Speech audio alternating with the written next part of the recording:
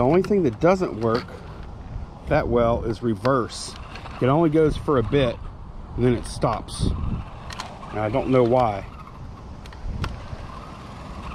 Fairly consistently does that.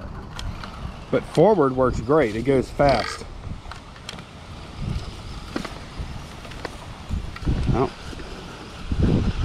I don't see any problem with it going forward.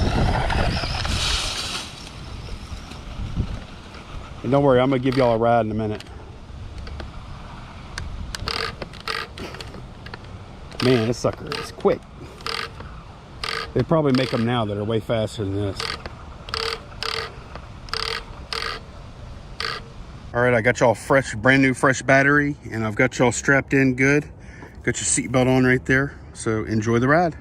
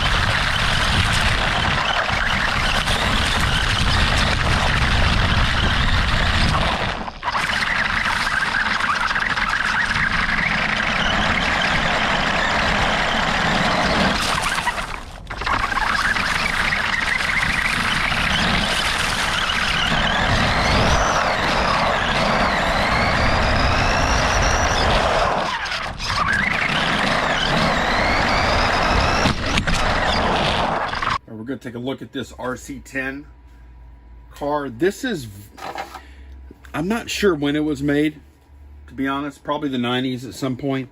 It does have this body on it that has some wear. So take that for what it's worth. It comes with this Futaba Magnum Sport radio. The contacts are clean. It does require 8 batteries that do not come with it. The car works. You'll see it running here in a minute. This battery that I put in it, this battery is being used exactly one time. And then that's it. So it's not going to come with a battery charger. Okay, so make that clear. And I'll go ahead and plug it in. And I'll show you the working of the servos and the main drive motor. All right, here's forward.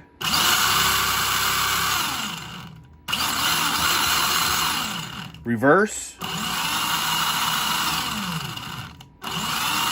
Now in actual operation, reverse would go backwards for 5-10 feet and then it would stop going backwards. I'm not exactly sure why. It's not doing it now. I did clean it up a little bit, so I don't know. And then here's the servos.